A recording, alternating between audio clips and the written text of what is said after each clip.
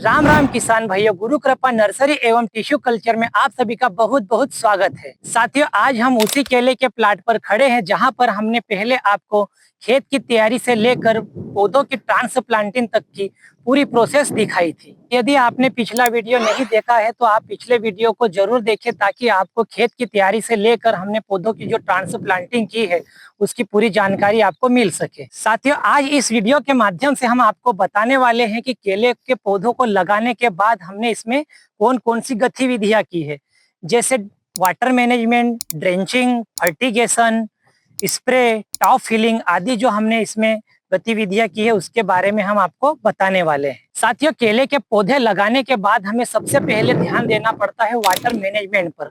साथियों, वाटर का मैनेजमेंट हमें किस प्रकार करना चाहिए। जैसे ही पौधे हम लगाते हैं तो शुरुआत में पौधों की आवश्यकता अनुसार हमें प्रतिदिन 1.5 से 2 घंटे पानी देना चाहिए। उसके बाद जैसे जैसे पौधे हमारे बढ़ते जाते हैं प्रतिदिन हमें 2 घंटे, 2.5 घंटे, 3 घंटे, 4 घंटे तक पानी देना पड़ता है। साथियों, पानी हमें कैसे देना है ये हमारी मिट्टी के ऊपर डिपेंड करता है। मिट्टी की वाटर होल्डिंग कैपेसिटी यदि अच्छी है तो हम पानी कम भी दे सकते हैं। यहाँ पर जो हमने प्लॉट लगा रखा है, यहाँ पर काली मिट्टी है, उसके अनुसार मैंने आपको बताया है। साथियों, इस प्लॉट को हमने 18 मई 2026 को लगाया था और आज इसे लगभग पूरे 2 महीने हो चुके हैं।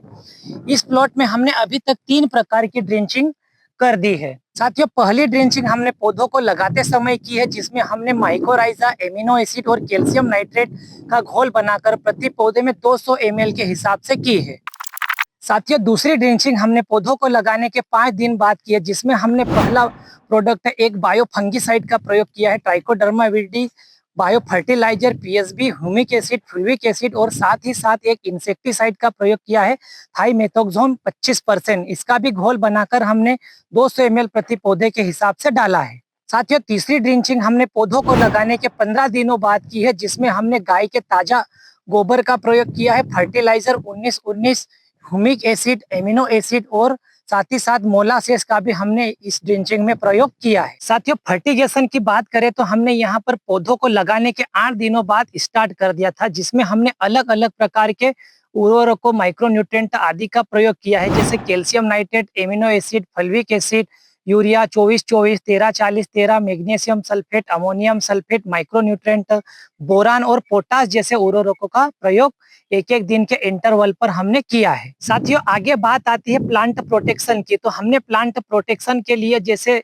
इंसेक्ट, पेस्ट, डिसीज आदि से बचाव के लिए हमने इसमें 3 तरह के स्प्रे किए हुए हैं। सबसे पहला स्प्रे हमने पौधों को लगाने के 5 दिनों के बाद, दूसरा स्प्रे हमने 30 दिनों बाद और तीसरा स्प्रे हमने 45 दिनों के बाद किया है। साथियों, यहाँ पर पहले स्प्रे में हमने सिलिसिक एसिड, इमिडाक्लोरपिड, कोराजन और चिपको का प्रयोग किया है। दूसरे स्प्रे के रूप में हमने यहाँ पर ग्रीन मिराकल, सीवीड एक्सट्रैक्ट और ग्लूकोज का प्रयोग किया है। साथ ही साथ हमने इसमें चिपको भी मिलाया है। साथियों, तीसरे स्प्रे के रूप में हमने magnesium sulphate, seaweed extract, urea और साथ ही साथ सकिंग पेस्ट से प्रोटेक्शन के लिए हमने थाइमेथोक्सोम का भी प्रयोग किया है। साथियों, केले की खेती में एक महत्वपूर्ण प्रैक्टिस होती है जिसे हम टॉप फिलिंग या पोंगा भराई कहते हैं। पोंगा भराई हमने यहाँ पर अभी तक 2 बार कर दी है। सबसे पहली हमने जो पोंगा भराई की है वो पौधों को लगाने के 30 दिनों के बाद की है और दूसरी पोंगा भराई हमने 45 दिनों के बाद की है। साथियों, पहली पोंगा भराई के रूप में हमने 19-19 मैग्नीशियम सल्फेट, सीवीड एक्सट्रैक्ट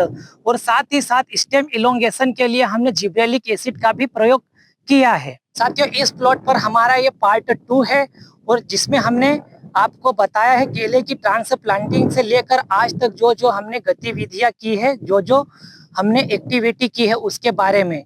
साथियों, आप देख पा रहे हैं कि ये प्लाट अभी कितने अच्छे से दिखाई दे रहा है, कितनी अच्छी इसमें ग्रोथ चल रही है। आगे हम आपको इसमें जो और एक्टिविटी करने वाले हैं वो सारी जानकारी देंगे। आप भी इस प्रकार से अगर बेहतर केले की खेती करना चाहते हैं तो हमारे साथ जरूर जुड़े, हमारे चैनल के साथ जरूर जुड़े। आज के लिए बस इतना ही। जल्द मिलते हैं अगले वीडियो में एक नई जानकारी के साथ। जय जवान, जय किसान, धन्यवाद।